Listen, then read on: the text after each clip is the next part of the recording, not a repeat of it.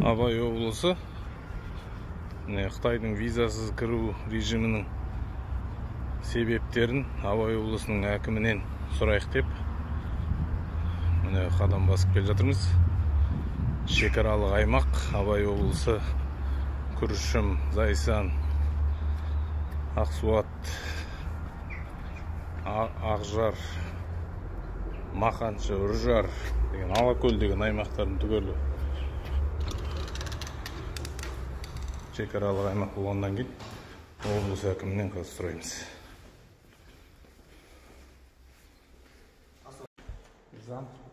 Ассалаумағалейкум. Қалдарыңыз қалай? Сіз Мен аты-жөнім Азамат Амангелдинович. Осы облыс аппаратының өтініштерді қарауды бақылау бөлімі басшысының міндетін атқарушы. Менің есімім Елдос Тұрсынғалиұлы, Нысанбек аға.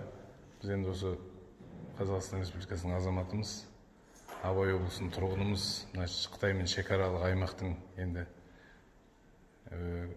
мына Қазақстан мен Қытайдың арасындағы безвизовый режим неге болғалы жатыр, ол қандай қажеттілік бар, соны облыс әкімі бізге түсініктеме берсе деп ойлап.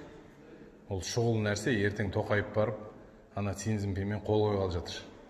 90 күнге, или басында 30 күн дейді, одан кейін 90 күнге жаңа Қытайды кіргізбекшіміз. Ол турист, сіз мысалы бір жерге қонаққа барсаңыз, бір жерде 90 күн жүресіз бе? Ол ешбір мемлекетте жоқ нәрсе. Шекара, Қытаймен шекараласатын безвизовый режим қазір Қытайға біз қазақ қана ашқалы отырмыз әлемде.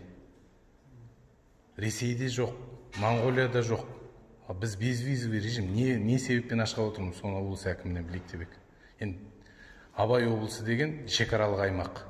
Біздің Алакөліміз, Мақаншымыз, Үржарымыз, Ақсуатымыз, Ақжарымыз, Зайсанымыз барлығы осы Қытаймен тікелей шектесіп тұрған шекаралық аймақпыз.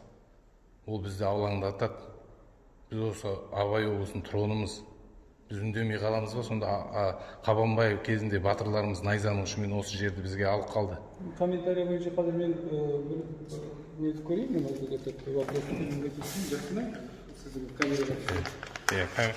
соны мына нені айтыңызшы, облыс әкімі бізді қабылдап осы сұраққа жауап берсе.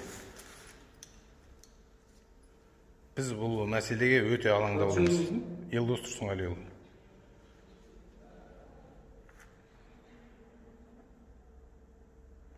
Көп халық түсінбестен келсе келе берсін деп отыр Қытайдың.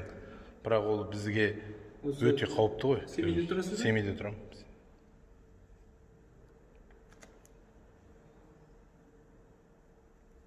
Адресіңіз қалай? Арычная 38. Арычная 38Б.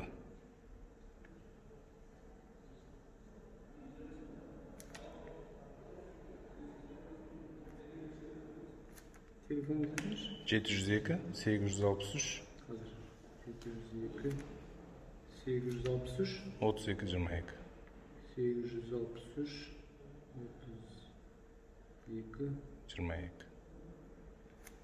Сыртқы істер министріне звондадым, КНБ-ға звондадым, ешқай жерде телефон алмады. Қандай сендер қорғаныс бар? Есек жасында шекара неге ашқалы жасында деп соны сұрайық дегенбіз. Облыс әкімінен Қытайлар кіргізген жатыр 90 күнге. Қытайлар мені қазір Алматыда қаптады. Семейде төртеу жүрмін, кеш өзім көргенмін. Енді әлі жүрген шығар. Олар болды, алды мені Қытайда үйленбеген жас жігіттерді кіргізіп жатыр. Сөз тұрмысқа шықпаған келіншектер қыздар кіргізіп жатыр. Сөз ертең келеді, мұнда келеді, біздің бір тұрмысқа шықпай жүргендер бар ғой. Ақша береді, соны алып бәрі үйленеді. Ұялып береді. Сөз 90 күннің ішінде ол тұрады 90 күн. Одан кейін оны шыға алмайды екенсің.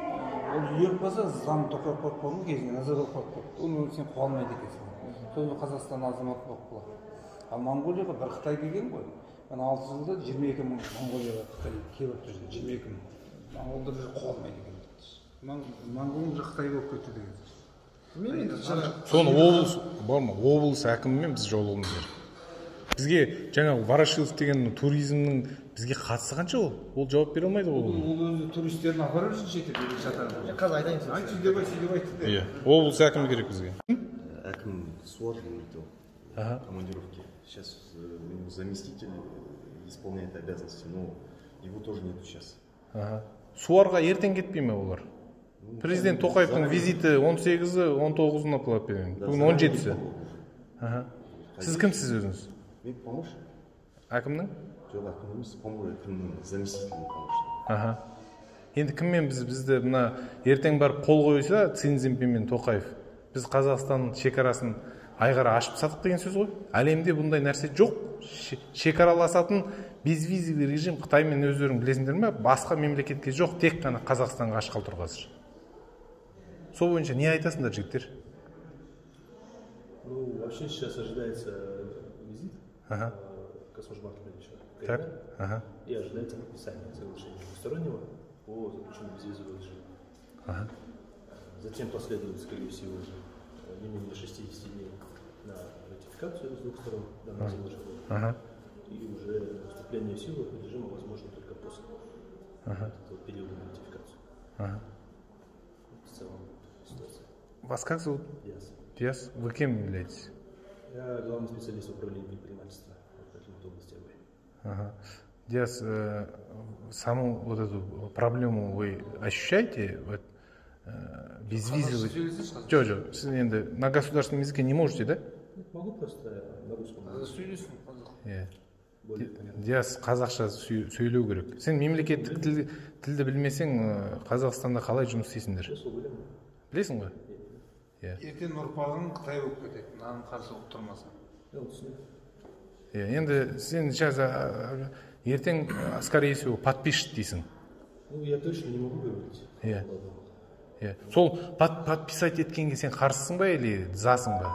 Это свою позицию скажи. Я могу только лично свою позицию. Лично. Она заключается в том, что подобные решения, они принимаются на государственном уровне. Так. То есть на уровне высшего руководства страны.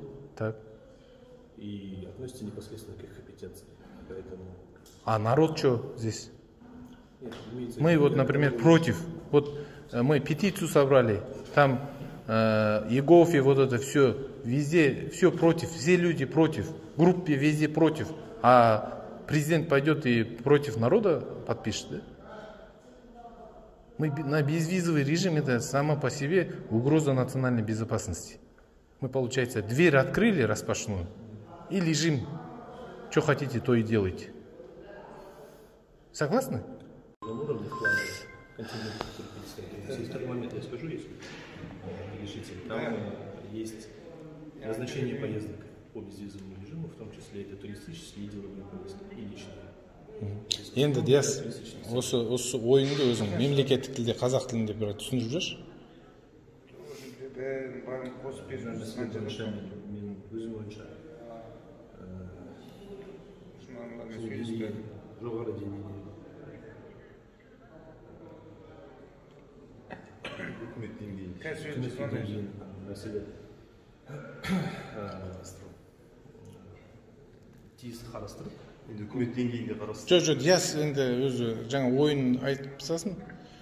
Біз Қазақстан мемлекетіндеміз ғой, біз мемлекеттік тілді кез келген қызметкер білуге тиісті. Түсінікті мен. Абай атаның ұрпағысың енді, туысқансың. Абай облысында, Диас. Енді ол білемін, рұқсатыңыз болса орысша тілін. Жоқ, орысша керек жоқ, маған орысша түсінікті барлығы. Сендердің орысшаларың барлығы жақсы, әншейін тура Қытайға шекараны ашпасақ, біз әншейін күн көре алмай қаламыз. Біз Қазақстан әншейін тоны. Ол экономический состояние, ол бөлек нәрсе. Бұл жерде угроза национальный біз. Ұлтқа қауіп төніп тұр. Я с вами согласен полностью. Келістің ғой? Енді соны қазақша айтып берсінші маған. Согласен. Просто, видите, такого уровня вопроса не относится же к компетенции акимата. Жоқ, енді сендер мына Абай облысының тұрғындарына біз енді сол сұрақты білу үшін әнеу сыртқы істер министрі Нұртілеу дегенге барып сұрайық па? Осы жерден машинеге отырып или самолетқа отырып барық па? Енді сендер Абай облысы не істеп отырсыңдар мына жерде? Абай облысының әкімшілігі осы сұраққа бізге жауап беріңдер. Абай облысының тұрғындары қарсы деп сендер ана жаққа жеткізіңдер соны. Алар может естімейтін шығар. Жігіттер,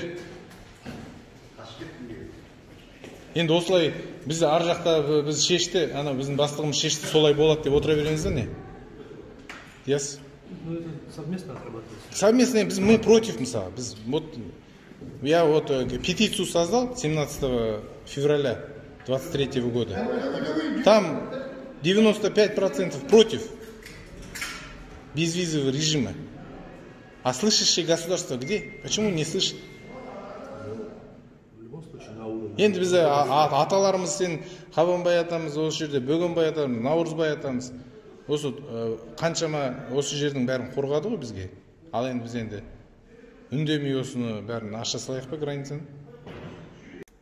Сыртқы істер министріне звондадым, КНБ-ға звондадым, ешқай жерде телефон алмайды, жауап бермейді. Енді бізде бірақ мүмкіндік бар, мына облыс әкімінен келіп осы мәселе бойынша түсініктеме сұрайық дегенбіз. Қандай қажеттілік бар шекараны айқара ашып тастау?